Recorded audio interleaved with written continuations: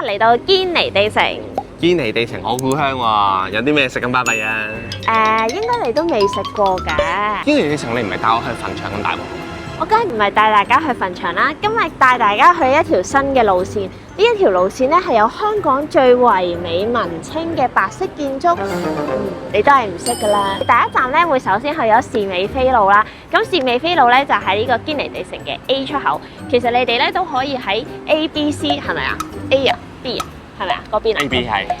A、B 出口咧都可以出到呢個士美菲路嘅。我哋首先第一站會入咗士美菲路嘅街市去食嘢先嘅。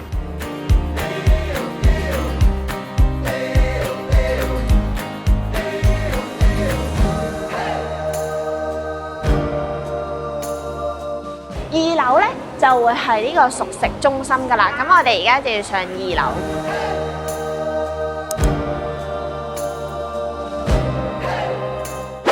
佢呢度咧最出名咧就係一啲多士啦、西多啦、沙爹牛肉麵啊。咁佢有啲係配雞蛋啊、豬頸肉啊、紅腸啊。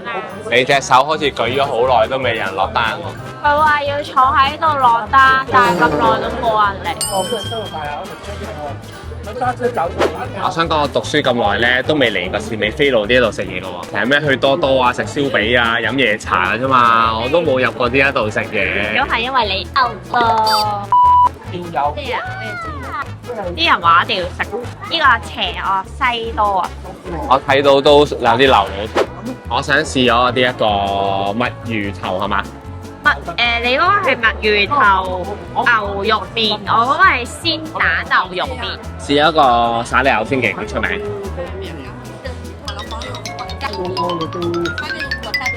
我覺得佢個牛都係有煙韌度嘅，但係嗰個沙爹嗰個湯咧都係幾濃，同埋唔會太鹹嘅。但係我覺得好似爭少少花生，即係我中意嗰個沙爹咧係有花生醬做底，花生味重啲。我覺得佢冇乜花生味㗎呢係，我覺得佢唔夠花生醬咯，同埋佢話佢自己沙爹底出名啊嘛，咁我又覺得佢好似正正常常冇咩特別咁。但個墨魚頭咧係真係好食嘅喎。如果咧要相差咧加4蚊嚟講咧，我覺得係好抵嘅呢個墨魚頭。係喎，喂，你個墨魚頭好食好多喎。好爽啊，同埋咧好香燒彈牙。同埋佢唔韌啊，咁我會中意食你嗰個墨魚頭多啲。佢個咧西多士咧就我自己都覺得好食。對比起沙爹牛麵咧，我覺得呢個西多士係出色過個沙爹牛嘅。佢出邊係炸到好脆，跟住入邊就係有嗰種鬆軟嘅程度，但係唔會好油。同埋佢係好多醬，好多煉奶。同埋佢入邊咧個西多士咧，好似係炸咗，唔係花生醬嘅。冇咁膩添喎。但係我覺得中意我個墨魚頭啊！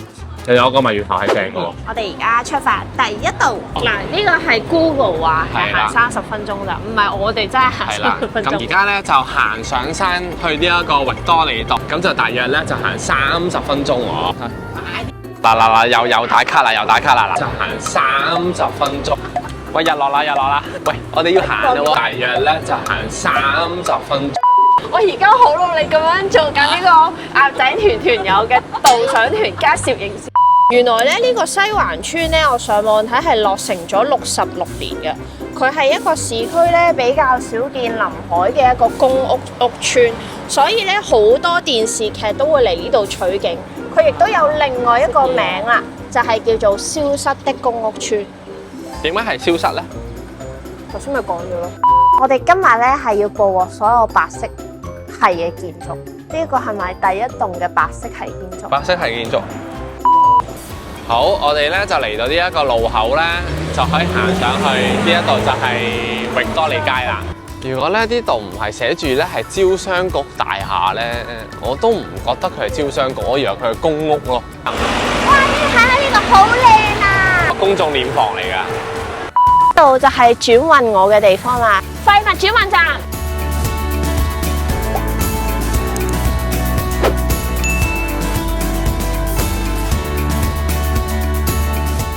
終於嚟到我哋嘅第一站嘅最靚嘅白色建築物就係香港嘅白屋啦。大家係咪以為我哋發咗達，去咗外國超級豪宅或者韓劇拍攝場地呢？你哋都係錯啦。呢一座呢，就係芝加哥大學古蹟校園。但係大家又知唔知呢個咁靚嘅打卡勝地背後其實係隱藏住一個極大嘅秘密呢？我哋鏡頭一轉，入到嚟 A 至 D 區。喂，等陣先，明明係大學嚟嘅喎，點解會有呢啲嘢喺度㗎？開估啦，呢度其實係以前皇家香港警察政治部嘅白屋，當年專門呢用嚟秘密審犯，仲要係審重犯。大家平時喺度擺晒 pose 咁樣影靚相，分分鐘以前就係羈留室嘅門口啊！呢度有住唯美嘅外表，包含住最黑暗嘅過去，簡直呢個大反差嚇親我哋啊！再行入啲，大家睇下呢一堆亂石，其實呢一度呢，就係二戰時期嘅銀禧炮台。當年呢一度呢，有一個巨型嘅大炮係防禦外敵㗎。而家大學呢，就將呢個百年軍事遺跡同埋呢個純白完美嘅校舍結合，呢一種新舊交替視覺嘅衝擊呢，真係連拍電影都 set 唔出呢個咁靚嘅畫面啊！咁矮嘅啲炮台原來都係好矮嘅。以前啲矮啲嘅，即係我 above average。佢呢度寫住 Do not touch 啊！係咪一撳就？炮彈儲存就係呢邊，跟住呢邊咧就係運送炮彈，呢一度咧就係通往炮台嘅通道喎。你係咪覺得呢一度比起我哋去港島東嗰個仲好啲喎？咧佢會有講述呢一度嘅歷史，但係因為咧今日係星期日啦，咁咧佢係星期2至6先開放，10點至5點15分，最多容納30人嘅啫。咁你哋要留意翻咧。我哋已經到咗觀日亭啦，呢度咧係叫做日落觀蘭亭啊！你住咗喺呢頭附近咁耐，有冇嚟過啊？冇啊，今日係第一次嚟，我完全唔知道香港啲咁嘅地方，我覺得自己簡直係大鄉里嘅。唔好以為係普通大學嘅海景露台啊！呢一度咧其實都係二戰時期銀禧炮台嘅其中一個軍事領地。以前大炮咧就會擺放喺呢啲位置，居高臨下咁樣守護住呢個香港嘅海港。一秒天堂，一秒地獄嘅極大反差。而呢一度有棵大榕樹，已經超過100年嘅歷史噶啦。由二戰時期由呢個銀禧炮台到60、70年代令人不寒而栗嘅白屋，再到而家充滿學術氣息嘅純白大學，佢一直喺度。佢好似一個沉默嘅見證人，睇住呢一塊土地由充滿戰爭、囚禁嘅黑暗，走向自由同教育嘅光明。因此佢嘅名亦都叫為生命之樹，代表住我哋每人堅毅、重生同埋希望。歷史雖然沉重，但教導到我哋嘅同埋大自然嘅靚景，真係可以治癒一切㗎。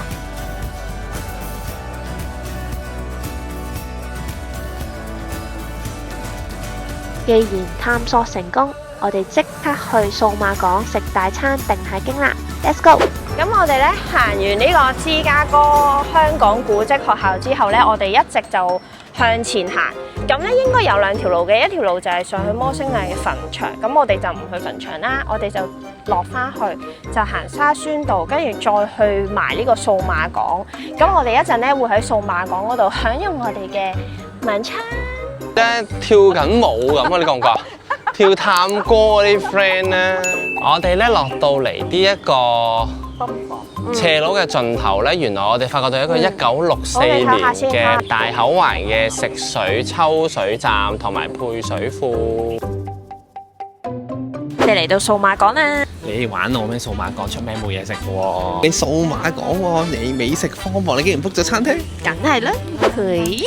其實呢間咧就係 Sip by Pharmacy 啦，咁佢哋希望咧就用而家最先進嘅一啲水間嘅技術，融合埋我哋城市化嘅人嘅飲食啊，好似用 farm to table 嘅形式咧，就去呈現翻佢哋嘅嘢食，包括係意大利粉啦、pizza 啦呢啲沙律呢啲，都係一啲西式啲嘅餐。除咗可以嚟食嘢之外咧，大家咧都可以咧一齊去做一啲 pizza 啦，咁佢就大概好似200零蚊左右。有嘅啫，其實都係。同埋咧，佢都會有一啲本地嘅農場咧，去提供佢哋啲新鮮蔬菜俾佢哋嘅。咁所以佢哋都係一個有機嘅一間餐廳。咁如果大家可以經開數碼港，除咗野餐啦，同埋去數碼港海濱長廊嗰邊咧，其實都可以過嚟參加下活動。Pharmacy 嘅花環沙律啦，呢個係佢哋招牌沙律，運用咗室內智能嘅水耕農場新鮮採摘嘅香草同埋蔬菜。呢個沙律入邊咧可以減少70%嘅運輸過程流失嘅營養，減少20%嘅食物浪費。所以佢就話呢個係健康同環保嘅不二之選啊！唔係一般蘋果質地啦，係咯，好嘅感覺，係啊好有感。但係佢係蘋果嚟㗎。彈下彈下咁啊 feel。夾下夾下，佢有唔同嘅沙律菜啦，唔同嘅椰菜啦，有青瓜啦，有紅菜頭啦，有蘋果啦，有唔同嘅香草啦。我覺得呢個沙律好豐富咯。係好重嗰個番茄味，好新鮮。我初頭以為係紅菜頭咯，但係原來係布冧喎。我都以為紅菜頭酸種 pizza 經過48小時嘅發酵，所以食落咧會有煙煙韌韌嘅感覺。咁我哋今次叫咗個4季協奏曲，入邊會有本地菇啦、亞枝竹、風乾火腿、火箭菜同埋橄欖。我覺得好 balance 喎，佢又有菇又有菜咧，佢完全唔係好齋 feel 喎。佢呢個係完全唔利喉嘅 pizza， 同埋佢嗰個皮啊，真係好煙韌咯。至咧，我覺得佢個 Parma ham 有少少多餘，即係即使冇咗佢都應該會。呢個咧，我哋仲叫咗半隻嘅炭烤生黃雞。咁雖然咧，佢就呢個就同佢嘅菜冇乜關係嘅，咁但係佢就有一個叫做霹靂辣醬，咁都係佢哋自製嘅。嘢食有水準，呢個食有水準。一夾都成正比嘅。即係冇揾你老茶。即係其實佢的而且確咧，佢係偏貴少少嘅。但係我自己蘇花覺得嗰個係啦，就覺得係佢成正比咯，即係佢唔會揾你老襯先。味道啊，係，同埋佢煮得都幾好，即係譬如我就咁切咧，嗰個雞翼咧，同埋雞髀咧，佢都係腍，出邊脆但係入邊腍嘅，係會有汁啊，即係仲有雞嘅雞油同雞汁喺入邊，好香。雞嘅香。係啊，我試下佢嗰個霹靂汁先，因為佢話佢個霹靂汁係自己做嘅。好香嗰啲有炭燒味喎呢個。我想講佢呢個雞好 impressive 咯，好香。佢可以做到咧個雞皮咧好脆好香，但係佢入邊咧仲好 juicy 嗰個感覺，同埋好香。佢本身呢個雞佢已經本身唔鹹，同埋亦都唔會話好濃味，又好 juicy， 跟住加埋佢嗰個咁嘅霹靂汁咧，調翻生黃雞嗰啲。無敵霹靂雞，佢令我聯想起咧泰國啊，有隻燒雞啊，凍喺度嘅燒雞，但係佢係再比嗰隻燒雞再嫩啲咁。佢唔會好似一啲咧賣住 farm to table， 但係實質上咧就俾啲純粹即係 farm to table 冇調味乜都冇啦。佢係真係有嗰種嘅 quality，好似賣炭咁樣，即係佢唔會㗎。佢係真係俾翻嗰樣嘢你，佢話係炭燒，佢俾翻炭燒嘅嗰樣嘢你，而且佢係做足有得。好 ，thank you，唔該。你叫咗棵梨咩？你做乜？你係種緊薄荷葉嘅呢棵？呢個食唔食得㗎？呢個杯應該唔食得。大家知唔知係咩嚟㗎？其實佢係木糠布甸嚟㗎。佢上面有啲 Oreo 碎，食泥。然後咧下面咧就會有嗰啲cream 啦，所以佢做到好真啊！佢呢個薄荷葉好香。呢個薄荷葉係真嘅。係啊，雖然佢唔係第一個 concept 係咁，但係佢整得好好食。唔錯唔錯，我覺得呢間嘢高質高質。因為咧，我哋平時咧係會去好多唔同嘅景點啊，譬如呢啲博物館啊咁樣去遊歷啦。其實我今日都係膽粗粗咧，我係見到有一個 thread 嘅師兄咧就話呢一條線，我拍喺度啦。